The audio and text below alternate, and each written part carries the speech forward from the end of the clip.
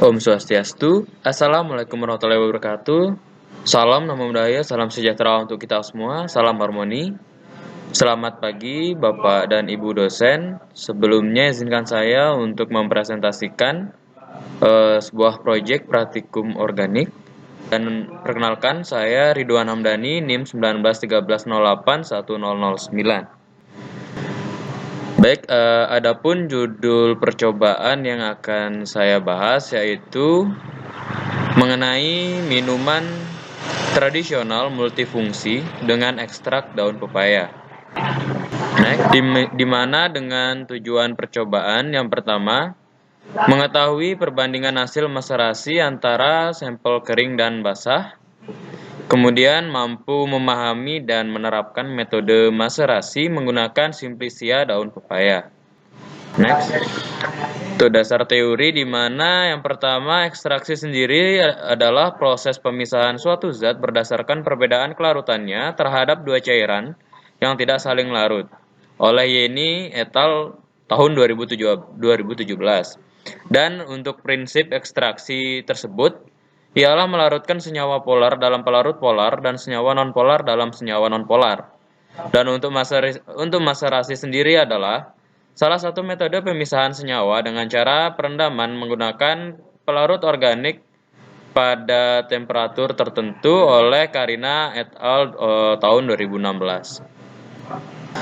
Selanjutnya, untuk dalam klasifikasi tanaman, pepaya termasuk dalam famili Caricaceae atau famili ini memiliki 4 genus yaitu Carica, Jarila, Jacaranta, dan Silicomorpha. Ketiga genus pertama merupakan tanaman asli Amerika tropis, sedangkan genus keempat merupakan tanaman yang berasal dari Afrika.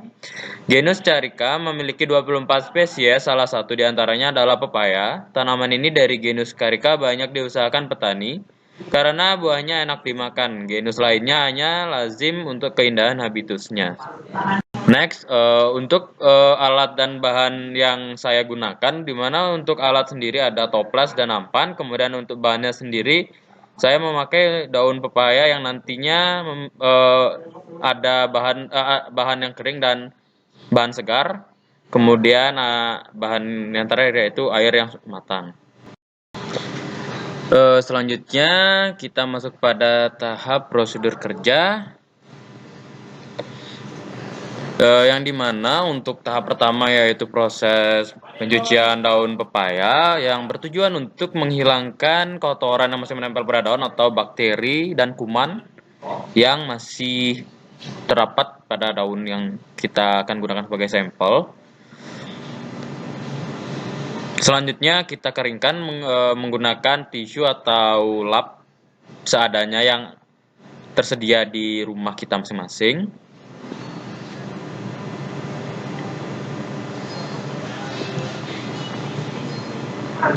Setelah dipastikan daun kering, maka daun bisa dipotong kecil-kecil dan nantinya setelah dipotong daun dibagi menjadi 2 bagian, di mana yang nanti akan digunakan untuk bagian pertama atau sampel pertama itu untuk sampel yang akan dikeringkan, dan sampel yang kedua itu yang sampel basah atau segar seperti itu.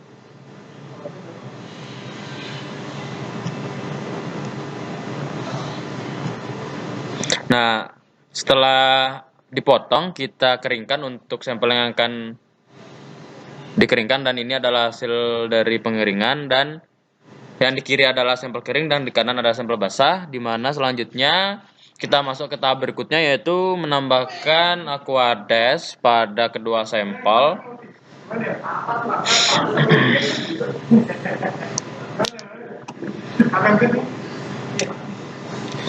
Di mana untuk penambahan aquades tersebut kita cukup mengira-ngira saja dan secukupnya untuk pada kedua sampel.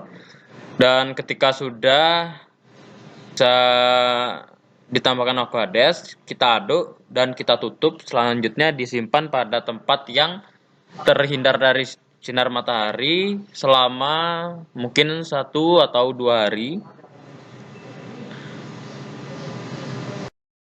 Baik, kita langsung masuk pada hasil dan pembahasan di mana pada praktikum ini menggunakan metode maserasi di mana untuk maserasi merupakan proses perendaman sampel menggunakan pelarut organik pada temperatur ruangan dan kemudian metode ini digunakan untuk mengekstrak zat aktif yang mudah larut dalam cairan pengekstrak, tidak mengembang dalam pengekstrak serta tidak mengandung benzoin. Terdapat beberapa tahap yang dilakukan dalam praktikum ini dengan metode maserasi antara lain pencucian sampel, kemudian pengeringan sampel, perendaman, dan yang pada tahap terakhir itu pengeringan. Di mana setelah penyaringan itu dilakukan penyimpanan di ruang yang terhindar dari sinar matahari.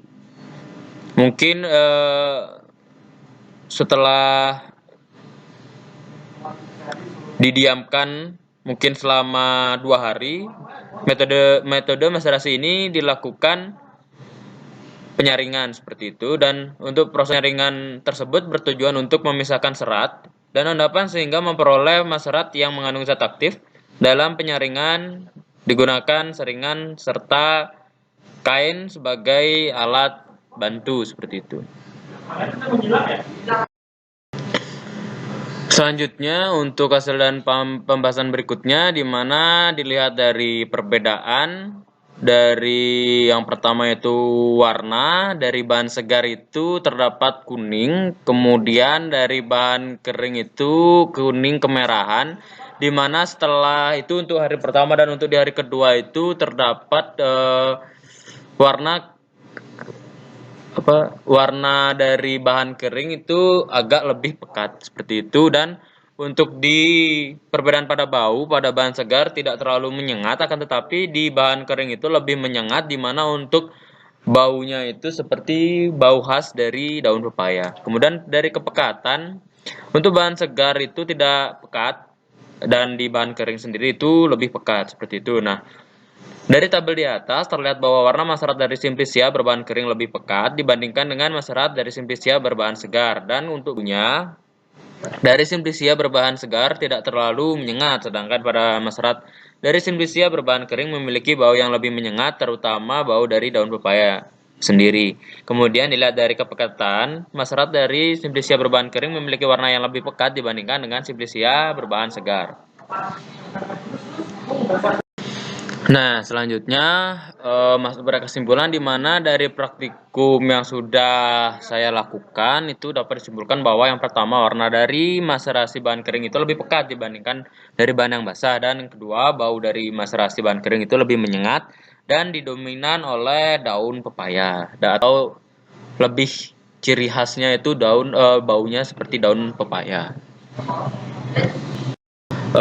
Mungkin cukup sekian yang dapat saya sampaikan dari laporan praktikum yang saya berikan atau tampilkan. Jika ada kesalahan dalam berucap atau berkata, saya mohon maaf. Saya tutup dengan Parama Santi. Om Santi Santi Santi Om. Wassalamualaikum warahmatullahi wabarakatuh. Salam Namo Buddhaya, salam sejahtera untuk kita semua, salam harmoni. Terima kasih.